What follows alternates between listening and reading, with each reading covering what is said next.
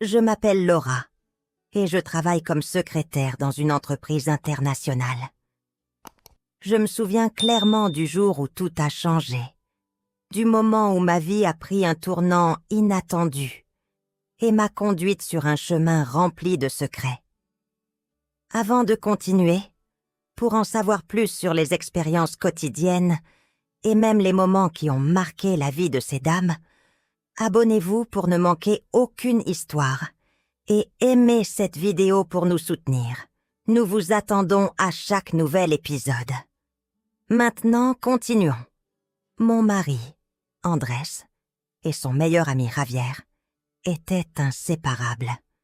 Depuis que je les avais rencontrés, il y avait quelque chose de spécial dans leur amitié. Ils partageaient des intérêts, travaillaient ensemble et faisaient du sport les week-ends. Cette proximité ne m'avait jamais dérangée. Au contraire, j'étais heureuse de voir Andrés aussi heureux. J'avais aussi mon propre univers professionnel et mes activités, donc leurs absences n'étaient pas un fardeau. C'était une soirée typique de vendredi, et l'entreprise où je travaille organisait une fête. Andrés insista pour que j'y aille avec lui. Ce serait une bonne manière de se détendre après une semaine de travail intense. Nous arrivâmes à l'événement et, comme toujours, nous retrouvâmes rapidement Javier, qui travaillait également dans la même société. La soirée avançait entre rires, musique et quelques verres de vin. Vers minuit, je décidai de prendre un peu d'air frais. Je sortis sur le balcon, profitant du silence contrastant avec le bruit de la salle.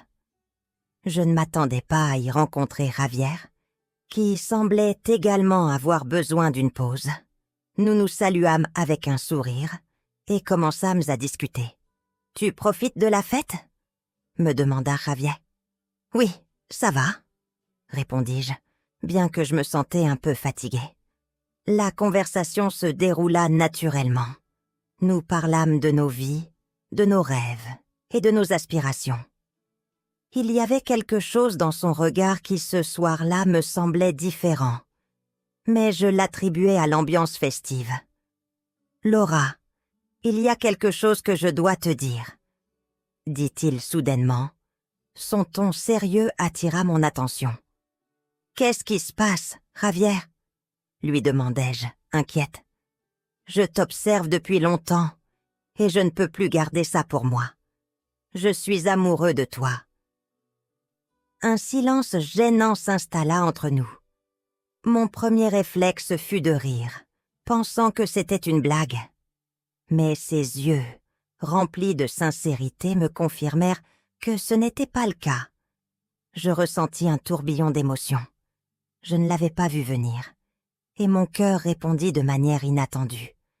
L'attirance était mutuelle. Je le savais à cet instant. « C'est compliqué, Javier, » murmurai-je, encore en train de traiter la situation. « Je sais, Laura, mais je ne peux plus le cacher. Je devais te le dire. » Après quelques minutes d'incertitude, je lui dis que j'avais besoin de temps pour réfléchir. Nous retournâmes à la fête, essayant d'agir normalement. Andrés ne soupçonna rien. Il était occupé à discuter avec d'autres collègues. Pendant les jours suivants, je pensais constamment à cette confession. Mon mariage avec Andrés n'était pas parfait, mais il y avait de la stabilité et de l'affection. Cependant, l'étincelle que Javier avait allumée en moi était différente, une passion que je n'avais pas ressentie depuis longtemps. Une semaine plus tard, nous nous retrouvâmes dans un café pour parler. Nous décidâmes de nous rencontrer dans un motel discret pour discuter plus en profondeur de ce qui s'était passé entre nous. Nous convenions que ce serait une relation secrète, une aventure clandestine dont personne ne devait être au courant. Je me souviens de cette première rencontre comme si c'était hier. Nous étions tous les deux nerveux et excités. La chambre était petite et simple, mais c'est là qu'est né quelque chose que je ne pouvais ni comprendre ni contrôler. Nous nous sommes abandonnés sur le champ, conscients des conséquences mais aussi ivres de notre connexion. À partir de ce moment-là, nos vies ont changé. Nous continuions à voir Andrés régulièrement, tant au travail que lors de réunions sociales. La culpabilité me submergeait parfois, mais la passion que je ressentais pour Xavier la surpassait. Nous avons élaboré un plan minutieux pour nous voir sans éveiller de soupçons. Nous utilisions des messages codés et des excuses plausibles.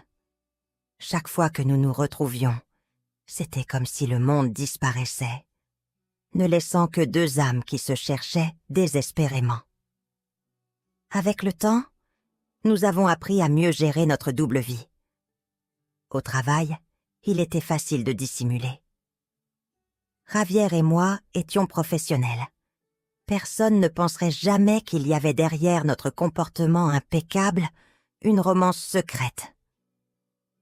En dehors du bureau, nos rendez-vous clandestins devenaient plus fréquents.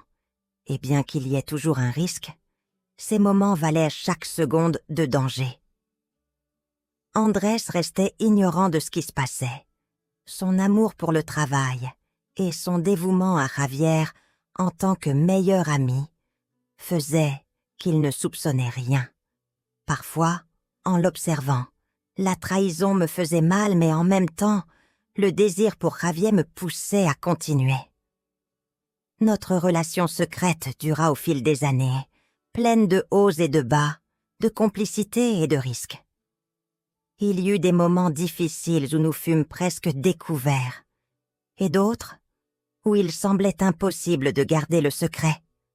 Cependant, nous trouvions toujours des moyens de contourner les obstacles. Un jour, Javier me proposa que nous nous échappions ensemble, loin de toutes et de tous. L'idée était tentante, mais je savais que je ne pouvais pas abandonner ma vie de cette manière. Andrés, malgré tout, restait une partie importante de ma vie.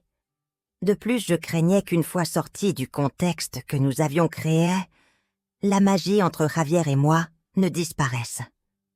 Finalement, nous parvînmes à un accord tacite.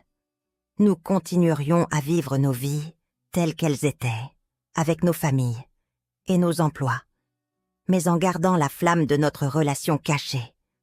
Avec le temps, cette décision devint notre réalité permanente. Nous apprîmes à vivre avec la dualité, à embrasser les deux mondes sans laisser l'un détruire l'autre. Au fil des ans, notre relation se stabilisa dans sa propre version de normalité.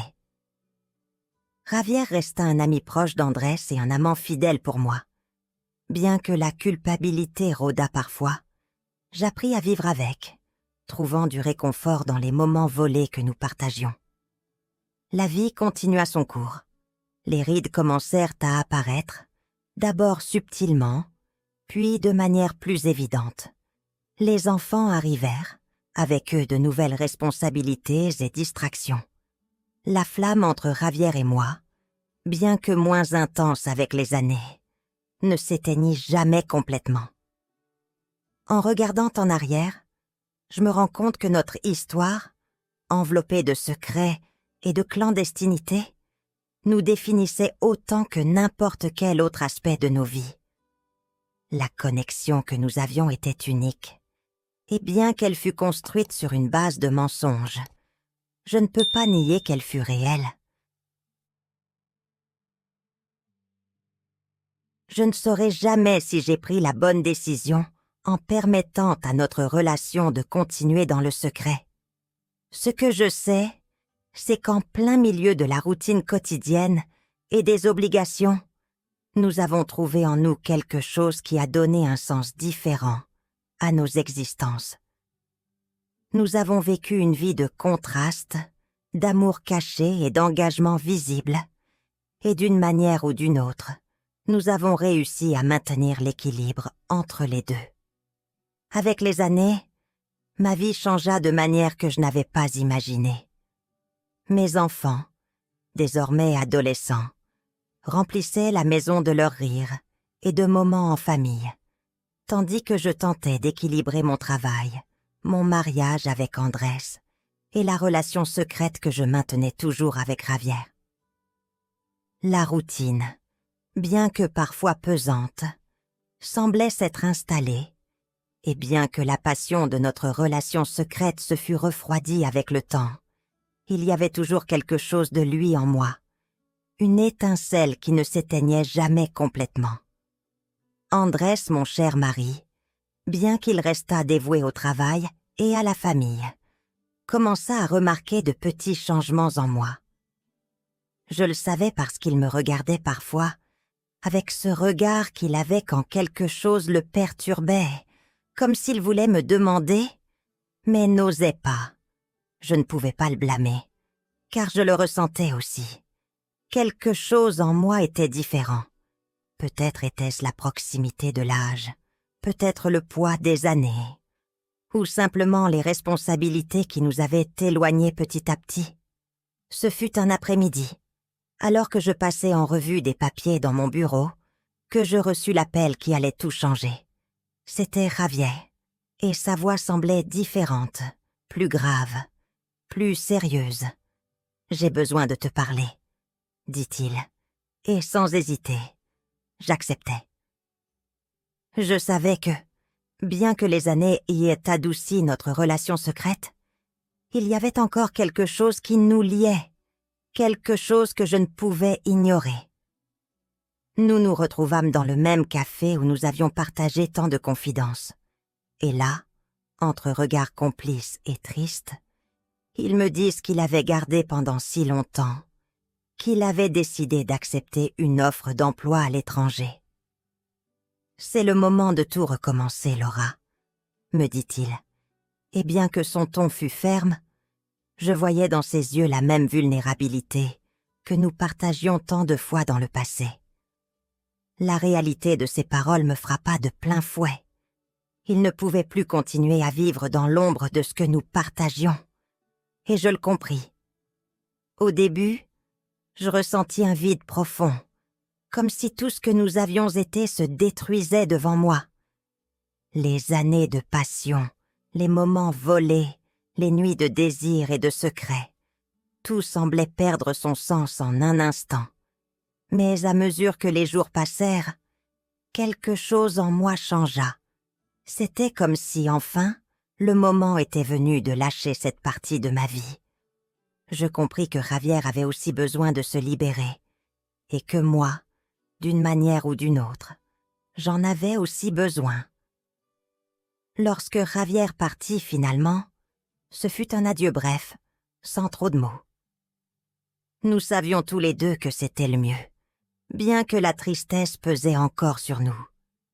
Je retournai à ma vie, à la routine quotidienne, mais quelque chose en moi avait changé à jamais. Ma relation avec Andrés commença aussi à se transformer. Bien que la vérité restât cachée, je décidai d'être plus honnête avec moi-même, bien qu'il me fût encore difficile d'accepter tout ce qui avait été. Je regarde en arrière et je ne regrette rien. Je ne peux pas nier ce que cela a été, ce que j'ai ressenti. L'amour que j'ai partagé avec Javier, bien qu'il fût basé sur le mensonge, faisait partie de ce qui m'a forgé. C'était une histoire construite dans l'ombre, mais c'était aussi une histoire de passion, de moments volés, d'une connexion qui ne peut être niée. Mais, comme tout, cela a pris fin, et avec cela, j'ai appris à lâcher prise, à aller de l'avant, à laisser partir ce que je ne pouvais pas garder. Merci de nous avoir accompagnés dans ce voyage émotionnel. N'oubliez pas que votre soutien signifie beaucoup pour nous. Si vous avez aimé cette vidéo, n'hésitez pas à lui donner un like et à la partager. Nous avons beaucoup d'histoires passionnantes à raconter. Ne les manquez pas, abonnez-vous et activez la cloche des notifications. À la